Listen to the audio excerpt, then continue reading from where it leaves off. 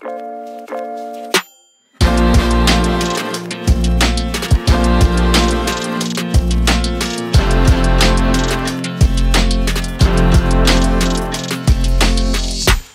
les ados! Hello! On espère que vous allez bien. On se retrouve pour une émission aujourd'hui un petit peu spéciale qui change de d'habitude.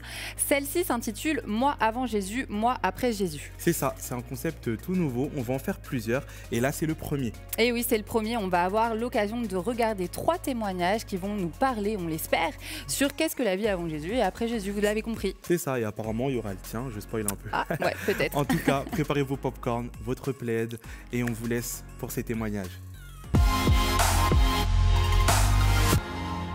Je m'appelle Jérémy, j'ai 23 ans. Alors pour vous raconter un petit peu mon témoignage, donc je suis né dans une famille chrétienne. Donc depuis tout petit, mes parents m'ont toujours admis à l'église. Et c'est vrai que pour moi, bon, j'y allais pas forcément par plaisir, j'y allais vraiment pour eux, en fait, tout simplement pour leur faire plaisir à eux. Et donc ça a été ça pendant une longue période de ma vie. Et ce qui se passait, c'est qu'en fait, personnellement, ça allait pas forcément. J'étais quelqu'un de plutôt timide, quelqu'un de plutôt réservé. Je me souviens qu'au collège, ça se passait pas forcément bien pour moi. Je pouvais être victime donc d'insultes, de moqueries. C'est quelque chose que j'ai plutôt mal vécu. Et c'est vrai que donc le Seigneur, malgré cette période qu'on peut appeler compliquée, après il y a forcément des personnes qui ont vécu pire, mais il m'a toujours gardé, il m'a toujours protégé. Et lorsqu'on a déménagé avec mes parents en juillet 2013, donc c'est là où le Seigneur a commencé à venir vers moi, en fait, à me parler, à me restaurer tout simplement. Il a commencé vraiment à me donner la joie, il m'a donné la paix, il m'a donné aussi donc cet amour dont j'avais besoin, malgré que mes parents ont toujours été très aimants, ainsi que toute ma famille. Mais c'est que, comme je disais, à l'extérieur ça se passait pas forcément bien, et le Seigneur a vraiment donc restauré toutes ces situations-là.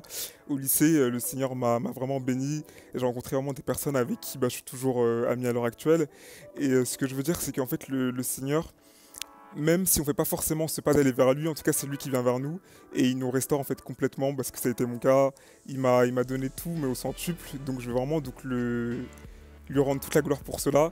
Et c'est vrai que si tu es un jeune qui passe par ces moments un petit peu compliqués, au collège ça se passe pas forcément bien pour toi, tu te peux sentir un petit peu seul, je veux te dire de faire confiance à Dieu, parce qu'il a un plan pour toi, il a un plan pour ta vie, et que si tu lui donnes donc même un minimum de ta confiance, il va te restaurer dans tous les domaines et il sera là pour te bénir. Du coup, j'ai envie de prier pour des jeunes qui passent par ces moments difficiles également, qui ne sentent pas forcément bien, qui peuvent aussi être soit timides, soit forcément donc pas à l'aise dans ce qu'ils peuvent ressentir donc au quotidien. Donc on va prendre un moment de prière. Seigneur mon Dieu, je te prie pour tous les ados qui regardent cette émission. Je te prie vraiment que tu puisses donc les bénir, les restaurer, mon Dieu. Je te prie également pour ceux qui passent par des situations difficiles, des situations où ça se passe pas forcément bien donc dans certains domaines de leur vie. Ils peuvent vraiment se sentir donc des fois à l'écart, ils peuvent être victimes soit de moqueries, d'insultes, Seigneur mon Dieu. En tout cas, je sais que tu as un plan pour eux, tout comme moi tu m'as restauré, tout comme moi tu m'as vraiment donc béni. Je veux vraiment que tu puisses faire de même pour eux et permets qu'ils puissent apprendre à te faire confiance, Seigneur mon Dieu. Au nom de Jésus, Amen. Salut, du coup, moi c'est Pauline, j'ai 23 ans et on m'a demandé donc de témoigner de ma vie avant et après Jésus. Et je vous avoue en fait que j'ai pas grand chose à dire parce qu'en fait je suis née dans une famille chrétienne, mon père était pasteur, donc j'ai toujours plus ou moins connu Dieu. Même si on n'est pas chrétien, en fait moi j'ai grandi comme ça, j'ai grandi dans l'église et je sais que par exemple l'été 2012, quand j'avais 14 ans, pendant une randonnée donc avec mon père, je lui ai posé la question, en fait c'est quoi les critères pour se faire baptiser, parce que je voyais que c'était pour les adultes et tout, mais je savais pas ce que c'était en fait le baptême. Et du coup il m'a dit en fait c'est tout simplement ton engagement avec Dieu, comme quoi tu veux le suivre toute ta vie malgré tout, c'est un peu comme ton alliance, ton mariage avec Dieu. Et moi dans ma tête c'était clair, genre à aucun moment je voulais quitter Dieu, et du coup je me suis fait baptiser 1 an plus tard quand j'avais 15 ans, donc en juin 2013. Et depuis, en fait, je regrette pas, ça va faire bientôt 8 ans. Et c'est vrai que j'ai pas... c'est naturel pour moi d'être avec Dieu. C'est vrai que j'ai vécu des galères comme tout le monde, en fait, chrétien comme pas chrétien. C'est juste que moi, je sais que Jésus, en fait, ça m'a grave aidé de connaître Jésus, parce que j'ai pu surmonter les épreuves grâce à lui. Et du coup, je voulais vous encourager, tous ceux qui pensent qu'ils n'ont pas de témoignage, en fait, c'est juste trop beau de vivre sa vie avec Jésus, et je voulais juste vous encourager à continuer Et vous êtes un témoignage en fait dans tout ce que vous vivez quand même. Du coup, un exemple concret, c'est quand j'avais 17 ans, donc on a déménagé suite à la mutation de mon père. On a changé d'église et l'église dans laquelle je suis arrivée, en fait, le groupe de jeunes, il y avait pas mal d'hypocrisie en fait. C'était le dimanche, c'était tout beau tout rose et la semaine c'était je te crache dessus, mais dans ton dos bien sûr. Et du coup, moi, je n'étais pas du tout habituée à ça et ça m'a vraiment révoltée. J'ai quand même un gros caractère. Et du coup, j'ai dit à mes parents, mais moi, c'est mort, en fait. Je quitte toute ma vie parce que Dieu demande d'être là, mais je veux pas aller dans cette église, en fait. C'est nul, je me sens pas bien. Et ma mère, elle m'a dit, bah, écoute, t'as pas trop le choix, c'est le plan de Dieu, on est ici et on va y rester, donc tu vas prier pour ce groupe de jeunes. C'est un petit peu compliqué parce que t'as pas envie de prier pour des gens qui sont vraiment hypocrites avec toi, en fait. Mais j'ai commencé à contre-cœur, en mode, mon Seigneur, bénis-les, amen. Et sauf qu'au fur et à mesure, Dieu a travaillé mon cœur et j'ai vraiment commencé à prier sincèrement petit à petit pour eux. Et c'est vrai qu'en l'espace d'1 an ou 2, je dis pas que c'est que mes prières, bien sûr, parce qu'il y a eu d'autres circonstances, mais je sais que Dieu a entendu mes prières et le groupe en fait a doublé, voire triplé de volume. On a eu une cohésion de groupe incroyable, il y a des masques qui sont tombés, des chaînes qui ont été brisées. Et je sais que voilà, Dieu nous a donné la prière comme une arme puissante. Et du coup, je voulais prier pour vous maintenant. Seigneur, je voulais te prier tout simplement pour ces ados qui regardent cette émission. Je voulais prier pour tous ceux qui pensent qu'ils n'ont pas témoignage parce qu'ils t'ont toujours connu, Seigneur, mais je veux vraiment que tu les encourages, Seigneur, parce que tu m'as encouragé et c'est pas parce qu'on t'a toujours connu qu'on n'a pas de témoignage. Au contraire, tu nous façonnes, tu nous apprends comme à quelqu'un qui vient juste de te rencontrer et je te remercie pour tous tes bienfaits, Seigneur, et que tu puisses vraiment bénir chaque ado qui va regarder cette émission, Seigneur Jésus. Amen. Salut les ados, on s'est déjà vu et en plus vous me connaissez déjà, mais c'est mon tour de témoigner, donc je vais un petit peu me présenter et je vais vous parler de ma vie avant Jésus, après Jésus. Donc moi, c'est Christelle, j'ai 25 ans et je suis née dans une famille chrétienne. Donc jusque-là, tout va bien. Sauf qu'en fait, moi, j'ai toujours voulu faire un petit peu par mes propres forces. Donc pendant longtemps, en fait, j'ai cru au fait que Jésus existait, mais je voulais me débrouiller toute seule.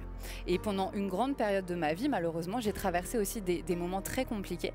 Par exemple, notamment à l'âge, au moment du collège, comme vous, j'ai vécu du harcèlement scolaire parce qu'en fait, j'ai sauté 2 classes. Donc du coup, j'étais plus jeune que tout le monde et tout le monde voulait un petit peu s'en prendre à moi pour la popularité, parce qu'il fallait forcément avoir une petite victime dans le coin pour pouvoir montrer qu'on était plus fort que tout le monde, etc. Donc moi, j'ai pas mal vécu ça, mais de la 6e à la 3e globalement.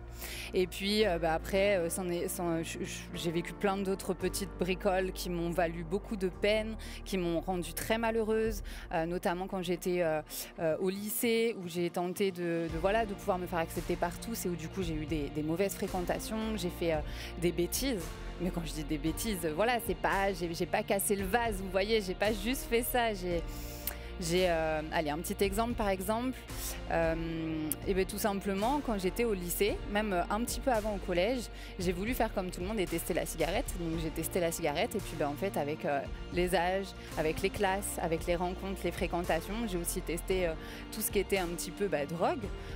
J'ai tenté des choses comme ça pour me donner un genre, pour me faire accepter.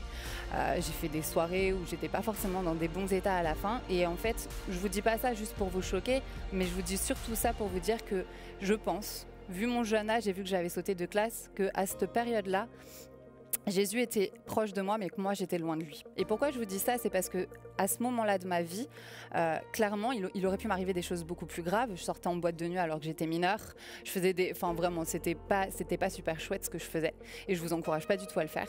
Mais du coup, je pense qu'il aurait pu m'arriver des choses graves. Et Dieu était avec moi.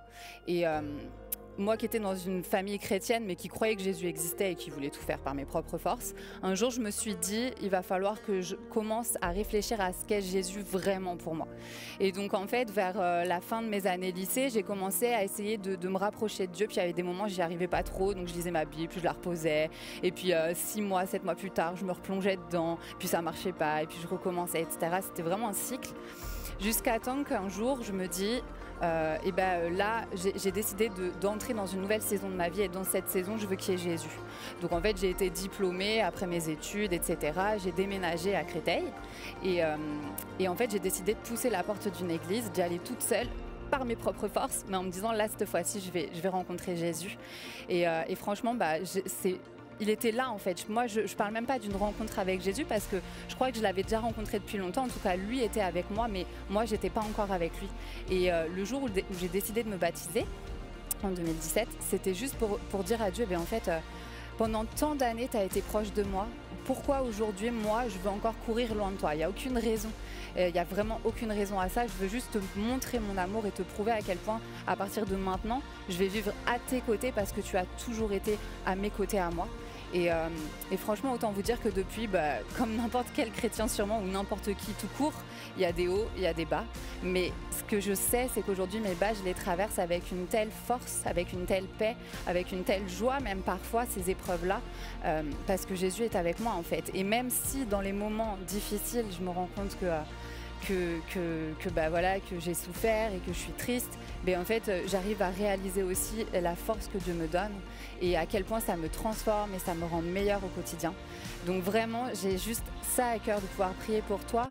Si aujourd'hui tu te rends compte que tu vis des choses difficiles, que tu sais que Jésus existe, mais que tu as envie d'essayer tout seul à combattre, je veux vraiment t'encourager à juste essayer. Fais ce petit pas vers Jésus. On va prier ensemble. Seigneur, je te remercie pour ces ados qui regardent là en ce moment ce témoignage, Seigneur Jésus, et qui sont peut-être touchés, qui sont peut-être interpellés parce qu'ils traversent des choses compliquées, des choses qui sont douloureuses, qui les attristent, Seigneur Jésus, et je te prie de mettre ta main sur leur cœur et de les amener à toi, Seigneur Jésus. Je crois que tu es à leur côté, que tu les protèges et qu'ils n'ont pas à avoir peur, mais je crois aussi, Seigneur Jésus, que tu es ouvert à recevoir ce petit pas, Seigneur Jésus. Alors, fais en sorte de te révéler dans leur quotidien et qu'ils puissent juste avoir envie de lâcher prise, de te faire confiance, de t'expérimenter, Seigneur, et voir à quel point tu es grand. Merci pour ces ados, Seigneur Jésus, qui vivent des choses avec toi et qui en vivront encore. Dans le nom de Jésus, Amen.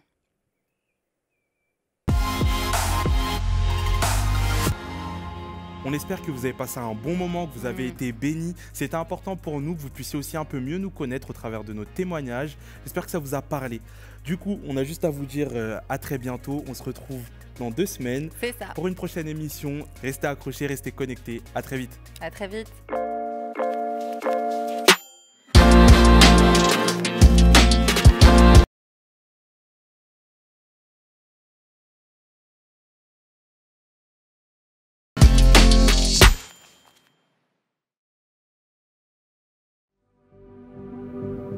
Chers amis, depuis le mois de mars, l'Église MLK a mobilisé tous ses moyens humains, techniques et financiers pour vous offrir chez vous des messages et des émissions de qualité. Car chaque jour, nos équipiers, qu'ils soient bénévoles ou salariés, donnent le meilleur d'eux-mêmes pour refléter l'amour de Jésus. La mission que Dieu a confiée à l'Église MLK consiste à communiquer son amour à vos enfants, à vos ados, à vos amis, à vos proches, à tous ceux qui décrochent de nos églises plus traditionnelles. C'est vraiment cet amour qui nous a attirés. C'est surtout pendant le premier confinement au mois de mars que nous avons découvert les émissions pour enfants. Vraiment, ça nous a bénis. On a passé des bons moments en famille à regarder. Donc moi et mes 2 filles, on a regardé tous les mercredis pratiquement les émissions ML Kids. Et c'était vraiment une bénédiction pour moi ainsi que pour ma famille. Autrement qu'avec le parler, on peut toucher aussi avec le visuel. C'est juste génial ce qu'MLK arrive à faire en adaptant son message. Dieu est dans cette maison tout le temps, certes, mais le dimanche matin, il est là plus. Nous ne pouvons pas réussir cette mission de reconnexion sans vous. Aidez-nous à les atteindre. Aujourd'hui, nous recherchons 3000 partenaires. 3000 partenaires qui choisissent de rejoindre financièrement ce travail en soutenant MLK à hauteur de 10 € ou plus chaque mois. Mon seul objectif est de donner une nouvelle chance à chaque personne qui risque de s'éloigner, qu'elle soit au près ou au loin. Une chance de reconnecter personnellement avec Dieu.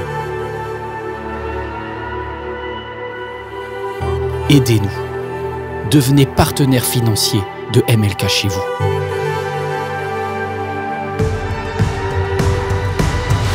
La production MLK a besoin de fonds. Voilà, je me dis pourquoi pas semer. Parce qu'on a été bénis. Devenir partenaire pour moi, c'est faire ma part pour que ça bénisse d'autres personnes qui, à un moment donné, auraient peut-être aussi besoin de ce message, de ces messages, à tout moment. Ça me paraît naturel d'aider cette église à continuer à diffuser les messages et à étendre le royaume de Dieu.